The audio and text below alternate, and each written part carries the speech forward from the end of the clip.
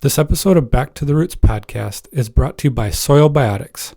Soil Biotics offers a complete line of organic products to improve seed and plant health, improve soil structure, and enhance micronutrient uptake by the plant. This includes natural humate products, a variety of microbial products, nitrogen maintenance aids, plant foods, and more. From pre-plant soil preparation to post-harvest soil maintenance, Soil Biotics organic products are formulated to work together to provide a continuous and highly beneficial growth environment to meet all of your organic agricultural needs. This episode of Back to the Roots podcast is brought to you by Byron Seeds. The folks at Byron Seeds believe organic requires a different perspective, plan, and approach. Organic isn't simply a different type of product or even a different way of farming. It's a different way of thinking, planning, commitment. It's a different philosophy on how to feed the world. Many won't understand, but the people at Byron Seeds do. We're owned by organic dairy farmers. We not only have the product, but we plan, manage, and execute organic. We speak your language, we share your struggles, and we laud your successes. Organic isn't a way of doing business, it's a community. We learn from each other. We're in this together. We'd be glad to talk cropping plans, management systems, the road to profitability. We understand what you're trying to do. We're farmers just like you. Visit us at byronseeds.net or give us a call at 800-801-3596. And thanks to Byron Seeds.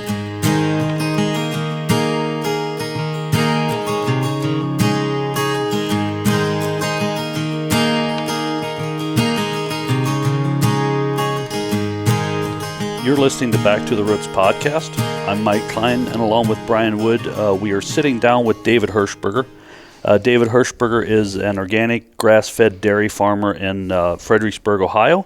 He is also my brother-in-law, and I'm really excited to kind of hear your non-traditional story to it being an organic farmer. So, David, can you tell us a little bit about yourself? Yeah, it's sort of a long story, but I'll tell you a little about what we're doing now. We're currently milking 50 Jersey Cross cows on 125 acres, grass-fed since 2016. And it's my wife, Emily. Our son, Noah, is 18. Our daughter, Eve, is 10. We all help out some on the farm, but my son currently has a job, but things are rolling right along. But anyway, moving back, I got married in 99, and growing up, I never had zero interest in farming. I grew up in a commercial apple orchard where anything that moved, you sprayed dead. So I remember distinctly soon after I started farming, I noticed dung beetles crawling around in my cow patties. So what are these things, Well, so did a little research, and hey, they're dung beetles. So I was looking them up. I got my brother, who's not Amish, to look up dung beetles online, and he was looking at this. And my other brother, who operates the home orchard, was looking at the over his shoulder. Are you sure these suckers are beneficial? He was already reaching for the What's going to kill these things? For the Imidant or whatever. Anyway, but we got married in 99. In 2001, we were still on a commercial apple orchard. We had 7,000 apple trees, sold all our apples retail directly out of the store. It was a very profitable business. I always thought I'd stay there. And my father-in-law, David Klein, needed help on the home farm, and he asked us to come home, and I was like, not me, sorry, I'm set. My father had promised me a share of the orchard if I stayed, and I was like, life is good, why change? Then I asked my wife, and she always liked farming, and she'll support me whatever I decide. Well, I didn't feel really comfortable just not giving it some thought, so I asked my dad. And my dad grew up on a farm back when he was growing up, and he bought the orchard. Oh, it would have been back in the 60s probably. But anyway, he never talked farming. But what he told me really surprised me. He said, I always wanted to farm, and I never had the opportunity. Go for it, and if you don't like it, you can always come back. So, in 2001... we moved on the farm. It was April 1st, April Fool's Day, and I said, "Who am I trying to fool? I'm not a farmer." I had no confidence it would work out.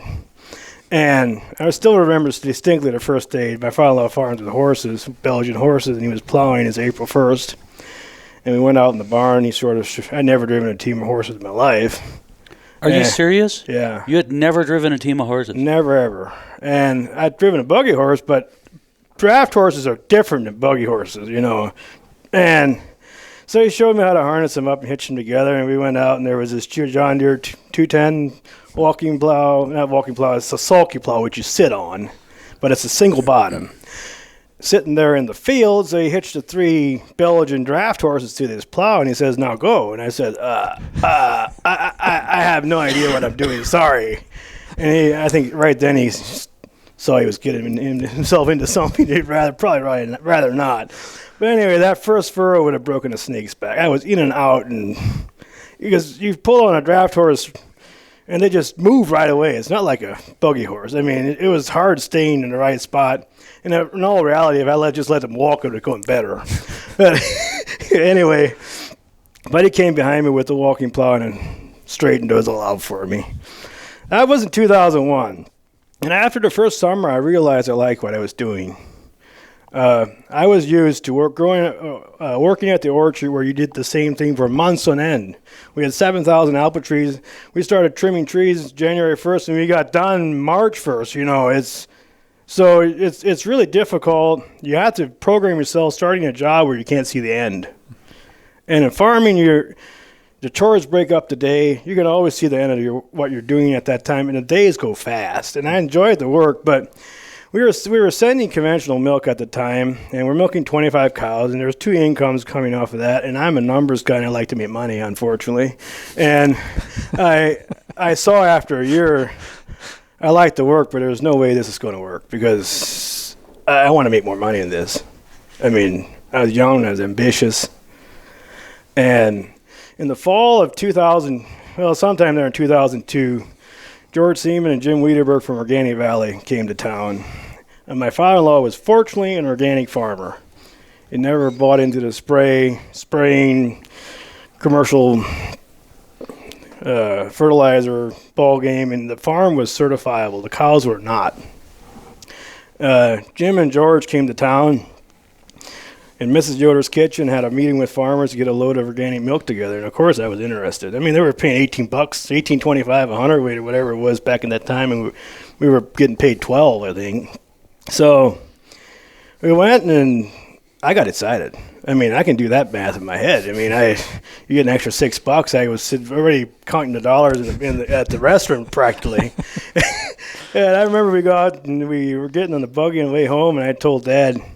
Dad was like, "Boy, he's not sure that not using antibiotics." He is from the generation where the antibiotics came in, and he saw how well they worked at one time. And as we all know, everything gets resistant to antibiotics, and you have to get new antibiotics because the old ones don't work as well. And I said, "Well, I'll take care of the cows, you take care of the fields." And it was a grand slam. If it wasn't for Organic Valley, I can say from the bottom of my heart, I probably would not be farming today. Simply from a financial perspective. There is one farmer they saved one farmer, I would say. Anyway, we farmed at my father-in-law's, and the old saying is we had to transition to cows. So there was back there was the 80-20 rule, which what it is the cows had to eat 80% organic, 20% non-organic for 9 months, and then 100% for 3 months. And I forget how long they had to be without antibiotics. But we got on, I think it was spring of 2003. It was on the first load of organic milk in the state of Ohio, and I was excited. And I enjoyed Organic Valley has done so much for my family and my farm and my career, really. Anyway, moving forward, the good thing about transition, you only had to do it once, right? So in 2006, we ended up, my brother-in-law moved to Kansas. My brother-in-law, Tim, not Mike here, and he moved to Kansas, and he lived on a farm adjacent to David Klein's. And he asked us to move back on his farm, and I said, well, we'll see if my other brother and his wife will move home, and that worked all out. And we bought that farm in 2006. It was conventional. He had put commercial fertilizers on in the fall, and so we had a 3-year transition. And unfortunately, in 2009, there was a recession, and the milk price was rock bottom. I was getting $12.50 for Jersey milk in 2009. So we went from $20-some milk to $12.50 milk. But I was excited. We had our own farm. We had our own herd. It was it was a good growing year. We had adequate rain, adequate sunshine. The cows did well. I think we actually might have made a little money that year even. But we had the transition to farms in 2009. We got back on. I think it was in the fall. We got pushed out 2 months. Mm-hmm. We got onto Organic Valley's truck, and it was so wonderful. Getting a raise and getting back to stable pricing was priceless. And I wanted to farm that way anyway. I hadn't changed anything. So, well, you never knew how to farm any other way. No. See, being on the apple orchard, we sprayed everything to death. But actually, crop farming and everything, David said the only good thing he can say about me coming on the farm, didn't have to unlearn me anything, because I believed everything he told me. I mean, and plus, in my opinion, David Klein is the best organic crop or corn grower that I ever met.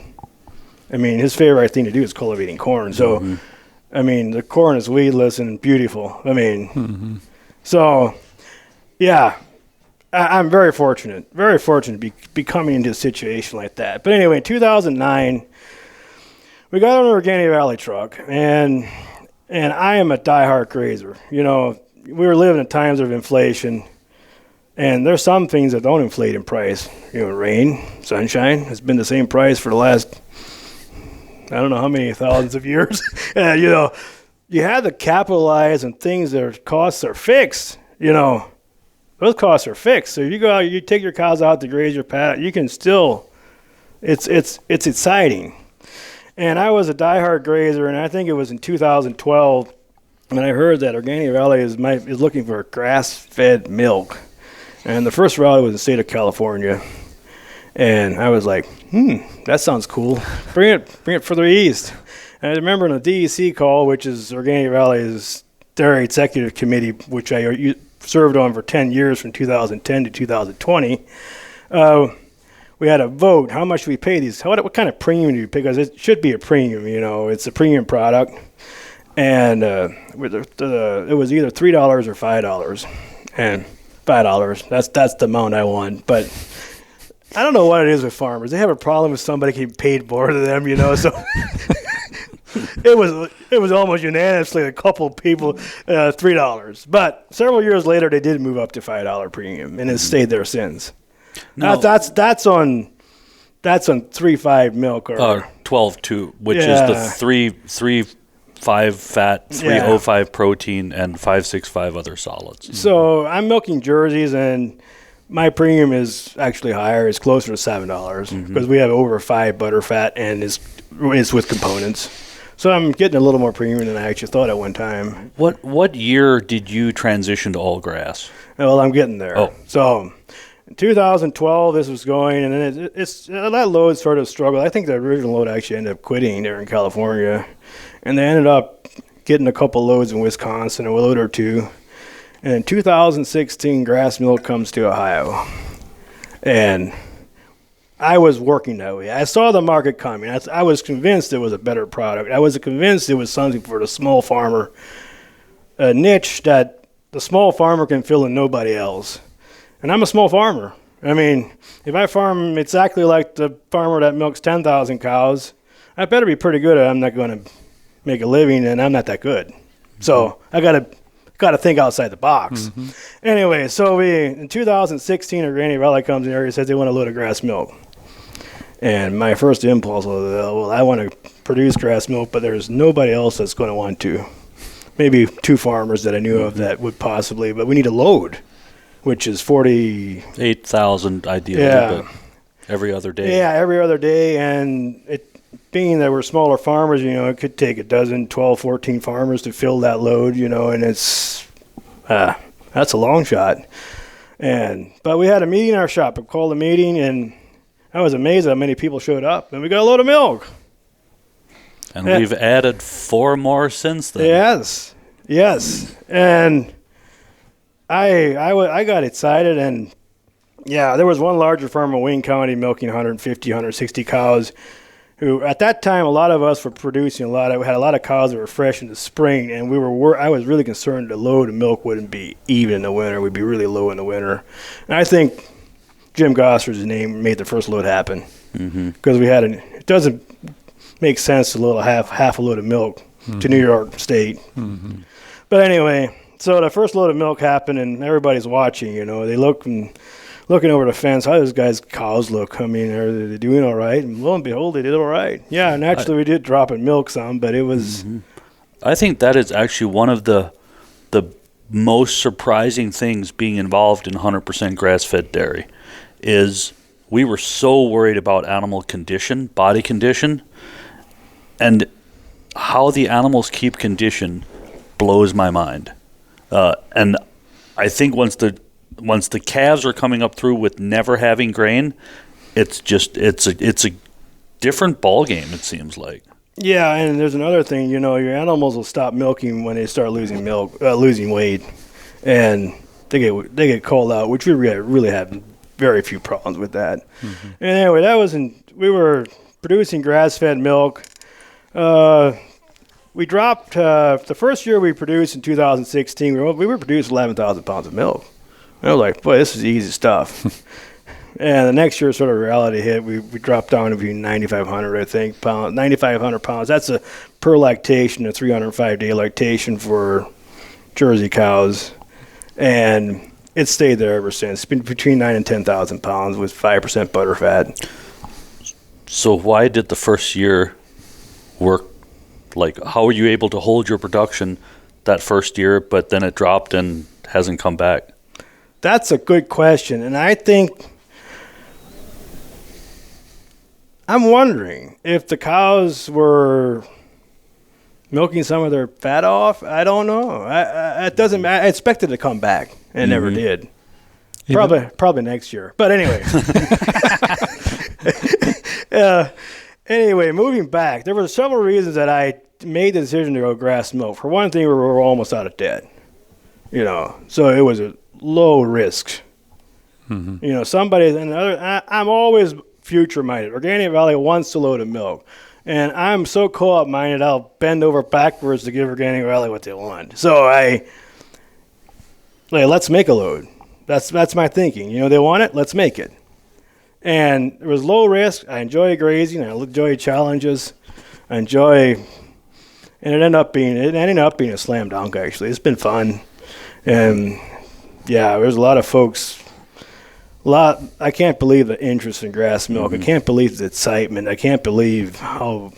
Another thing that was really neat, we got on in 2016, and soon after that, the organic market matured and got relatively flooded, and the grass milk is still growing at a rapid speed, and it's really, really a good mindset going out and producing something the co-op needs more of.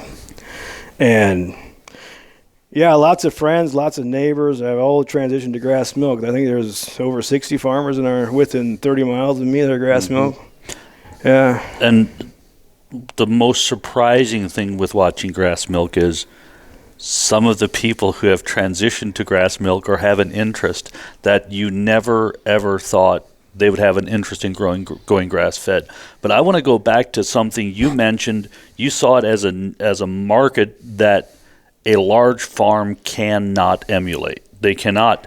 And, with needing 60% of your dry matter from pasture for 150 days just eliminates the giant herds, I believe. We have to realize the regular organic standard is 30% for 120. 30% for 120 is opening a gate. I mean, it's not hard to do. Yeah, obviously it's going to be harder for somebody milking 5,000 cows, but it's doable. Unfortunately, and the 60% really, really weeds out the larger farms because you would have to walk your cows miles to get that forage. And yeah, and a farm like mine, we're doing over 90% through the bulk of the grazing season, and that's what I enjoy doing. So might as well capitalize on it. What would you say was harder, going from transitioning a farm from conventional to organic, or going from grain-fed to grass-fed? Are you talking about financially or? Let's do both. Learning or education-wise. Moving back, that 2009 fiasco of $12.40 Jersey milk was probably one of the better things that happened to me. Okay, yep. Because you learn how to tighten your screws and spend money where you have to and not where you want to. Mm-hmm. I mean, it eliminates the wants totally. So, unfortunately, as farmers, I have a lot of wants. Anyway, so I don't count it as a bad experience. You know, at the time, I didn't want to do it, but it wasn't a bad experience. As far as learning curve. A learning curve. Now, if you do want to produce grass-fed milk, this was a process. So I was down to 4 or 5 pounds grain when we transitioned. And the toughest part was the cows had to be full of grass and forage all the time. Mm-hmm. All the time. I can't overemphasize that. With grain takes care of the dips and valleys in your production. And grass-fed is very important. The cows are filled there. You will notice it the next milking when you're milking those cows. And grain, it was never that way. It would take you a week or two. Maybe I'm doing a little something wrong, you know. So the cows tell you right away. Mm-hmm. I've always noticed in working with grass-fed farmers that, you know, moving off grain, how much of a Band-Aid grain really is. Yeah, that's a nasty term. I know people don't want to hear it, but it is reality that that grain covers up mistakes in management. It really does. It's great at that. Mm-hmm. Yes, and that's why people feed it, right? Right. That's why it's there. It works. It works. Right. It does what it's supposed to do, and that is, you didn't make your hay. You should have made the hay 3 days earlier. We'll add 2 pounds of grain, and you can cover that forage. And I tell you what you put in what baleage you put in the tube will translate exactly into the milk in the tank. Yeah, and one thing that's also actually sort of nice, you can't go spend a lot of money to fix your problems. You made them. I mean, you got to live with them.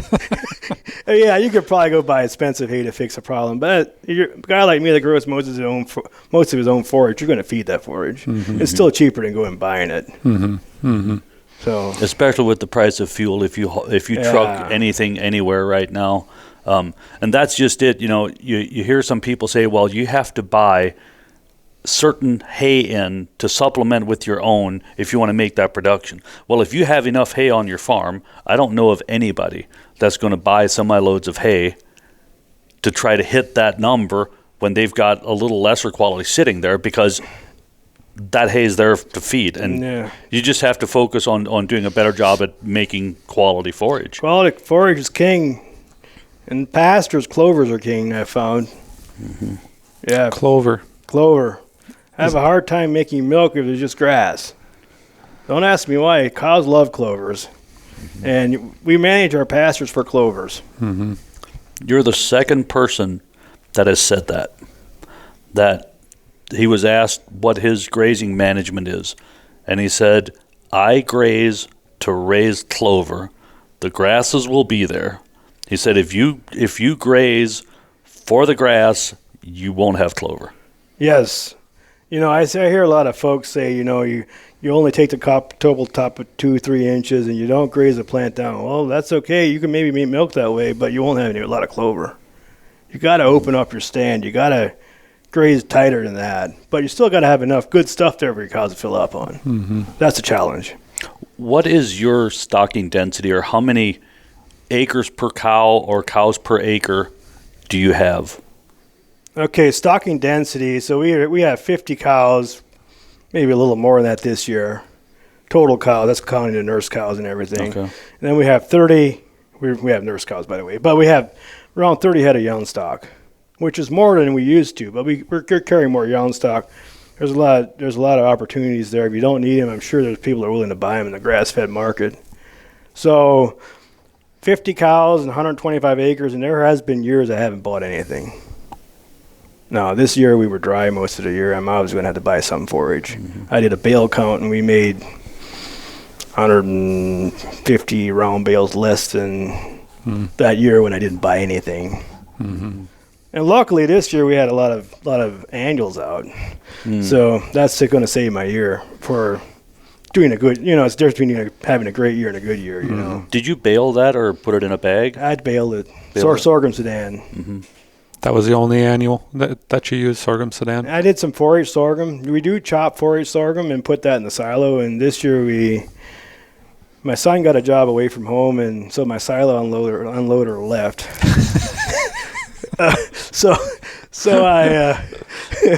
So I ended up grazing it with the dry cows. Did you want me to tell that story? Anyway, Yeah. The stuff was about 7-8 feet tall.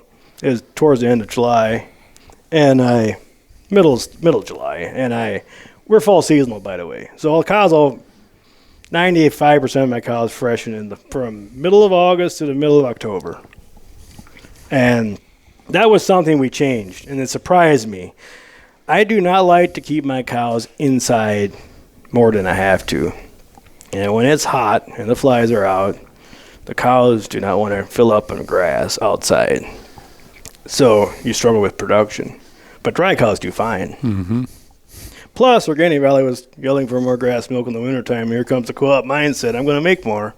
Plus, we have a nice premium. We get a $3 December, January, February premium and a $2 deduct during May, June, and July. So I thought it could make sense financially, but the biggest benefit of the whole thing has been there is nothing funner than having cows freshen out on pass from the fall.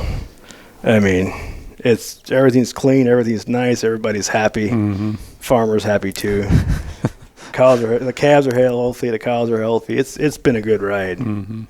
But going back to the 4-H sorghum, so we had a lot of dry cows, obviously, middle of July, and this stuff was 6-7 feet tall, maybe some of it 8 feet tall even, and we started grazing this stuff. And this is rows, and I had it cultivated, and I would only give them a little bit, and they took it down to the nubs. I mean, they even grazed off what they had trampled. I mean, it looked like the Sahara Desert. And it actually didn't work so well for a while there because I was trying to supplement hay along with it. I wanted to graze tight so they wouldn't trample so much. And they refused to eat the hay. And they would wait at the fence for me to come to move it. But anyway, it did work. But when we got through the field, it looked like the Sahara Desert. I mean, it was brown. And my sister-in-law said, I don't know what David Hershberger is doing, but nothing's ever going to regrow in that field. And the 1st of August, I went in with the drill, and I drilled in oats and a little bit of turnips because the ground was open. And by the second week in September, the 4-H sorghum had come back strong and thick. And it was probably 6 feet tall, and the oats were a foot tall. And I grazed it with the milk cows. And obviously the 4-H sorghum didn't come back much. Well, it's frosted off now. And we're grazing that field currently with the milk cows. The oats are, 3 feet high. So it ended up being... So the oats came back... Twice, yeah. Twice. It was a grand slam, actually. You'll be using that strategy again in the future. There's one thing I would almost like to. It's just the rows. There's something about cultivating something and then harvesting in those rows. It seems a little wrong, maybe. So I don't know. Might use it, might not. I don't know. But it did work. The cultivate, you wouldn't do it because of cultivating? Yes. You didn't inherit the love of cultivating? No. Cultivating is not something that I live for. It's not cultivating is fun if you stay ahead of your job. You got to go do it before the weeds are tall and you have a problem. Cultivating when you have a problem is not fun because you're continually filling up with weeds and plus your crop doesn't look great anyway because you're behind. You have to stay ahead of it and make it a priority. So, and we had about 13 acres of sorghum Sudan put out this year. I had moved down to only having 10 acres of annuals. With 125 acres, that's a pretty long rotation. And I think we're going to speed it up a little. Yeah. You're using that instead of corn for your field your pasture renovation? Yes, and drought insurance. The only thing that grew this year was alfalfa. Grew had any tonnage this year was alfalfa and annuals. What you say you were dry. There was a very small strip of farmers with you being right in the middle. Yes. That were dry. It's really weird. It was weird. A mile south of you, they weren't that dry. A mile north of you wasn't that dry. No, I was a little strip where you said, well, my turn will come eventually, and never did.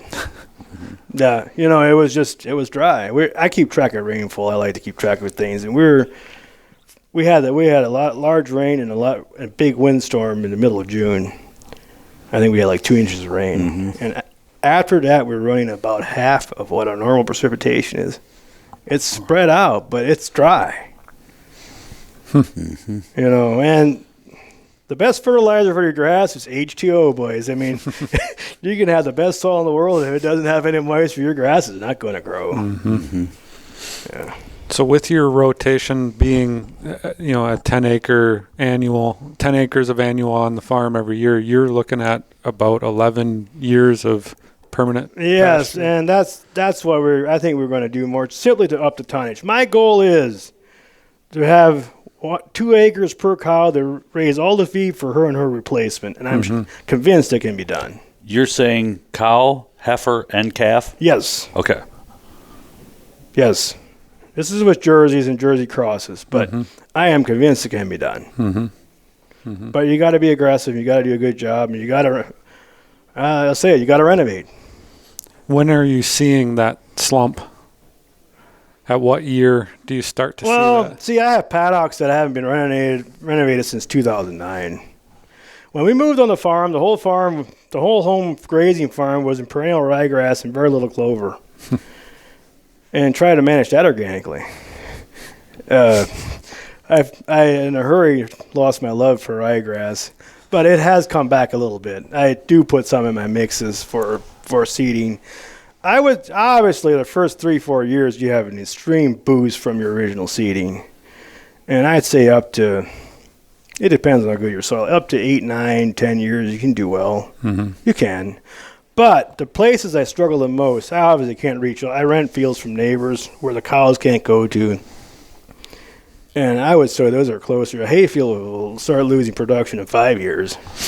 That's the number I know that in talking to other farmers, that 5-6 year mark. Yes. So, and those wasn't renovating often enough, So, and it pays. I mean, I know seeds are expensive. I know your time, if you figure your time is probably expensive. But we had I'll tell you how we made our last seeding. It was the nicest hay seeding I've made in 5 years.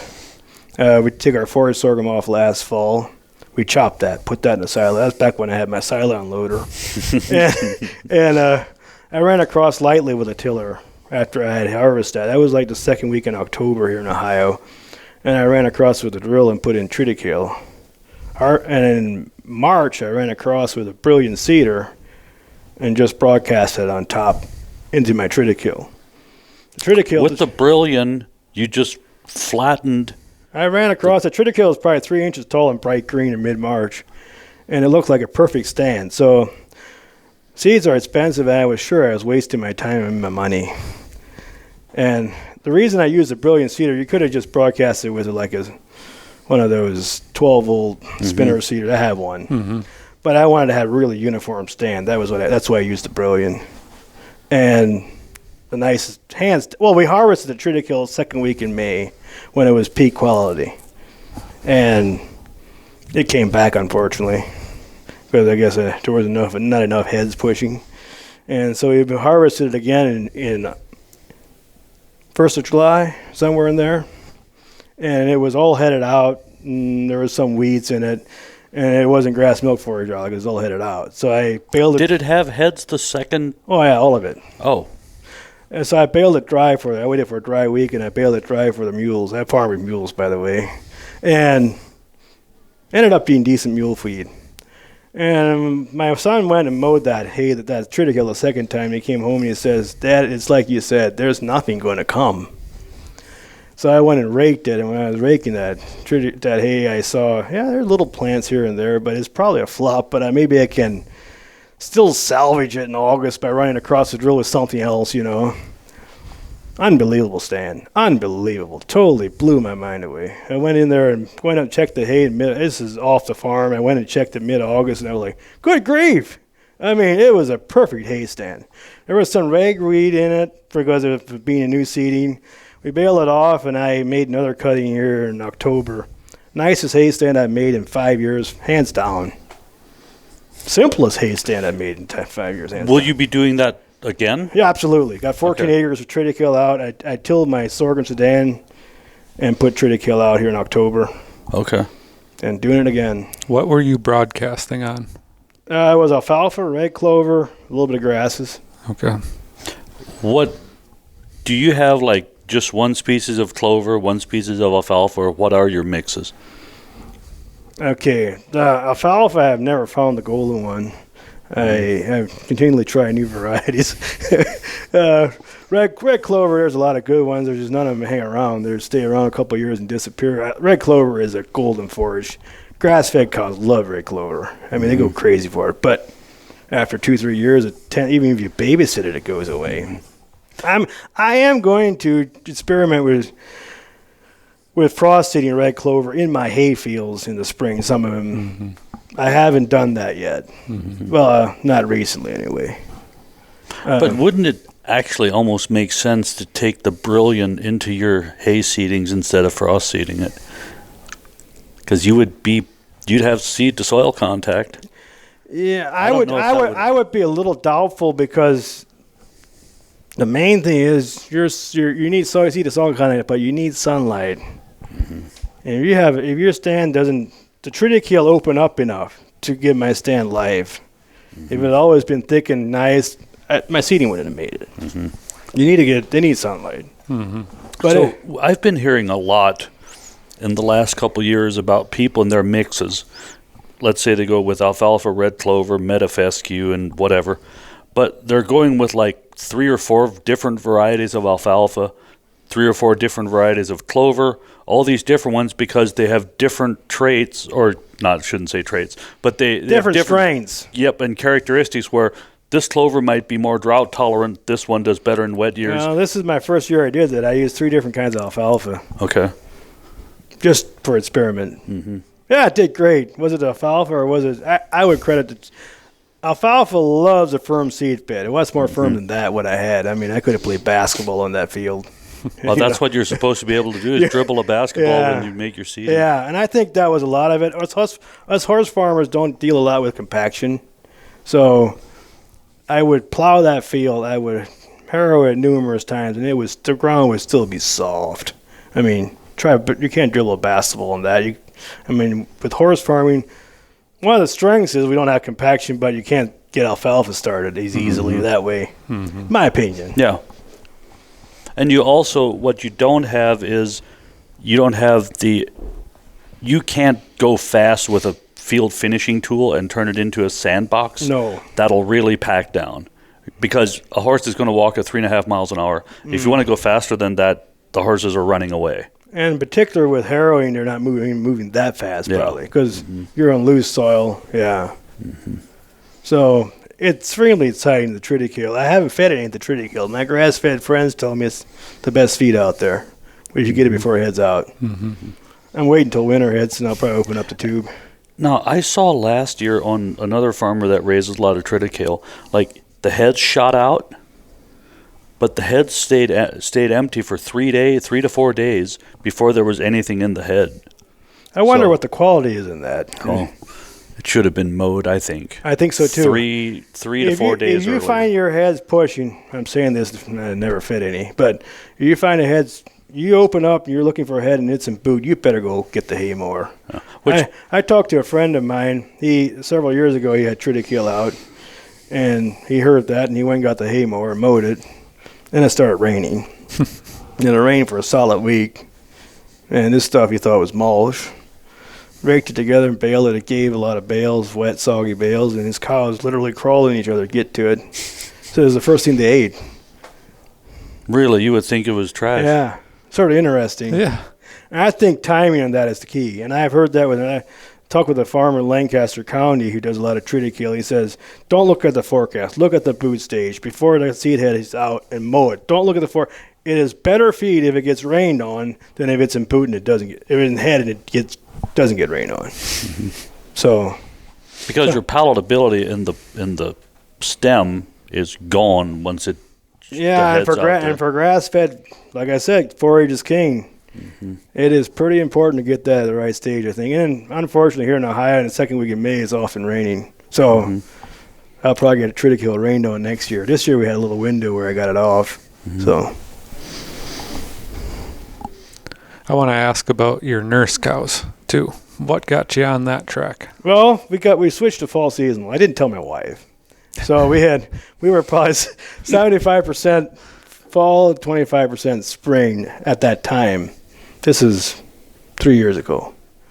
And I noticed my spring cows I had a really hard time right when they should have been really milking, dropping a lot of milk because of the heat and the flies. And so one spring I didn't bring them back. Didn't say anything to her and just went and waited and bred everything in fall. Next spring, I said, well, which cows do we have to dry off? And I said, none. I said, what? I said, yeah. And they're all fresh in this fall. So anyway, so. They have a bad bull for a couple of months, huh? Anyway, it's sort of a story. If somebody who has never been seasonal, when the cows start freshening, it can be a little bit of a circus. At that time, when you move to one thing, when you raise calves, grass-fed, you have no grain. You have to give them milk longer. I know folks do it for three months and get away with it. We did it for 6 months. Before we were grass-fed, we fed a gallon. We averaged a gallon of milk in the morning and the evening that's the average, for 3 months. And then we weaned them on calf starter and hay, and the calves did great.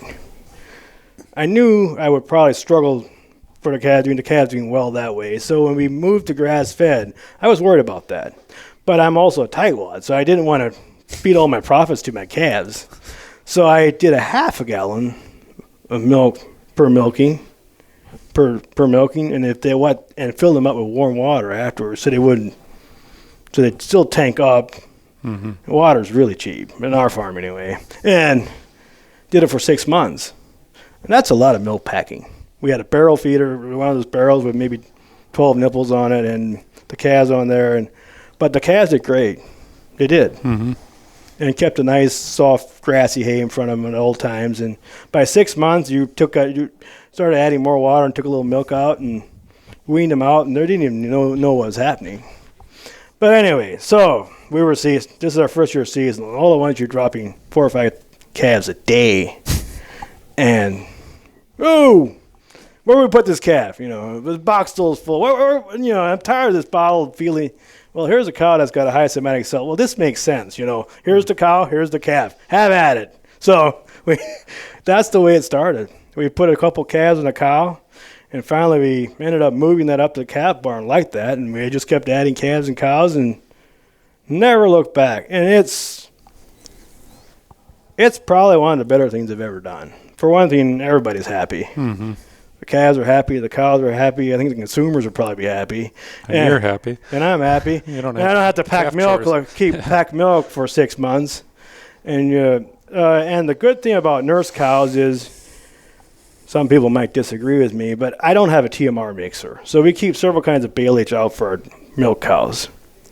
And I try the best in my life I can to make the highest quality forage I can. So we try not to have poor quality forage. And what the milk and the tests don't always tell the whole story. The cows tell the story. What they like best, they get. And what they don't eat as well, I take up to the nurse cows and the calves, and they like it fine. That's what they get. So it gets rid of that hay that's good quality but isn't not great. And 2 calves per cow. Right from the start? From the start. And I will... it's a great place to put that cow where it has a high somatic cell we would probably call. Or maybe the cow that freshens that doesn't really want to milk for some reason. Put a couple calves on her. But my best cows aren't going to be nurse cows. And I keep them on there. These calves are freshening. These cows are freshening in most of them September. And they're on there until the cows hit pasture in the spring, which is 1st of April. And then I'll pull the nurse cows out. And the calves act like nothing happened. I can't believe that. The nurse cows will bawl for about 2 days, and you just sort of ignore them. And I will put them back in the milking stream. And I'll check their somatic cells, and they're still high. I'll call them. But most of the time, I would say 50% of them we put back in the milking stream and make them either a milk cow next year or a nurse cow again. Because they have gotten rid of the somatic cell issue. It's a really good way to get it. Oftentimes, I'll have a cow that when we're freshening a lot of cows, cow that freshen has a somatic cell issue. Mm-hmm. Put it in with the nurse cows, and 3 weeks later, boy, we have another one here. Well, that other one we put up, she never had a problem before. Let's take her down. 9 times out of 10, she'll be clear. I think another great reason for being pro nurse cows is you can pencil how much milk the calves, dollars worth of milk the calves drink. My nature is penciling. So you dump in that milk and you realize it's probably 100 pounds of milk, and you're like, there goes another $40. You know? What you don't know won't hurt you, right? Do you said you just pull the cows out when it's weaning, when they go out to grass. Right. Do you do any, like adding calves on a cow so they slow down in the amount of milk, or is it 2 calves per cow all the way up until? I have done 3 on a good milking cow, and I just keep up. I always the cows have a lactation. Actually, that's not true. I am amazed at a nurse cow. A nurse cow will not have the lactation curve another cow will have. And I think it's because they're getting milk 7 times a day. You can have mediocre forage, and you pull those nurse cows out, and it's amazing the amount of milk they give. I can't believe it, because if I fed that mediocre hay to the milk cows all winter, they would probably be at the end and wanting to dry off by the time pasture came around. And it's not that way. Mm-hmm. I think we can I've heard of people say they've kept nurse cows for several years and not freshened them because you can get them to start milking again just by utter stimulation. I haven't tried it because I don't want to keep a cow around like that. But, yeah. Nurse cows have been great to us, and I tried it back in the 10 years ago before I was grass-fed, put them on the nurse cow for 3 months, pulled the cow, wore the earplugs for 2 days, and the calves crashed, and I think the time, they're on there for 6-7 months. And you think that's what made the difference? That's the difference, absolutely. And by then the calves are barely calves anymore. Right, yep. Yeah, they're a little beef. And they're basically lifting the cow off the ground to try to pull milk. Yeah, it can be that way, yes. Yes. Yeah. But that helps in a grass milk system where you have to have a certain amount of weight to breed them at the right time. I've seen that in the grass milk program is some people just they can't get the gain on the calves that they should because they're not feeding enough milk or long enough. And then the heifers are not cycling soon enough, and they can't get them bred. Or they're doing it too soon. Yeah. They're not large enough frame. No. They're adding weight like crazy in that first lactation. Mm-hmm. I was, and they're not going to milk in that situation. I agree. Yep. I was worried. I don't have the interaction with the calves anymore. Are they going to be wild, or because we breed pretty much exclusively New Zealand semen, and I've been doing that for 8 years, and those cows are so nice to handle. Over in New Zealand, there's like 1 employee per 150 cows. The nasty ones get cold because you're not going to put up with them, Mm-hmm. And all of the cows are graded on temperament. All you buy semen, that's on top. The temperament, how they adjust to milking. And it's been a big help on our farm. And I didn't want to go back to wild American genetic type heifers, And I was worried about that because they're not used to me, but it was not an issue. This is our first year freshening those. And you can handle them? Oh, my, yeah. Mm-hmm. They're nice, big, solid heifers, and they're not wild at all. I think it's a lot of genetics. Mm-hmm. Overall, you're an experimenter. You're willing to try new things is what I should say. To a fault. So what are you looking at next? That's a good question.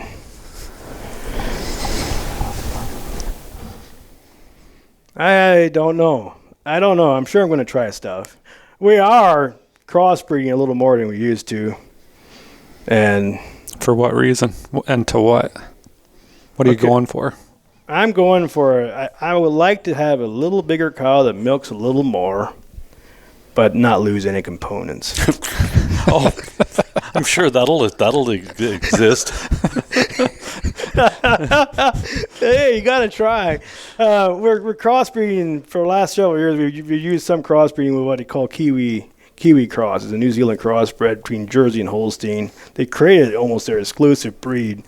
And this is last year we had one heifer. This year we probably had 8 or 9 freshing this fall that are from that cross. So they'd be a little bit of Holstein mixed in. At this point, they look like they might work. It might be that cow. I don't know. I plan on coming back. I like to stay strong Jersey base. I like the aggressiveness of a Jersey and the components. And I think Jersey's an efficient animal. I think they are. I think pound for pound, there's probably not a dairy animal that makes so much milk as a Jersey, pound for pound. But my wife, they are a little bigger heifers. They're just a notch bigger or wider. They're nice. They look nice if you like a little darker animal.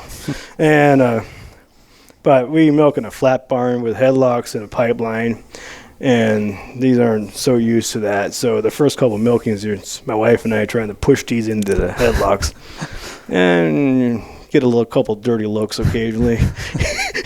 I think she likes the little jerseys a little better.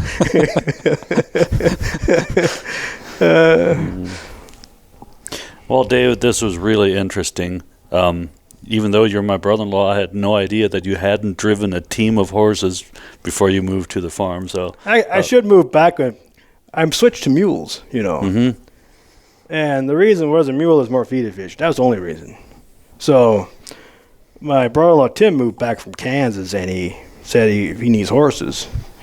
And I said, it was the middle of the winter, and my big Belgian horses were eating a lot of hay. And I said, you want horses?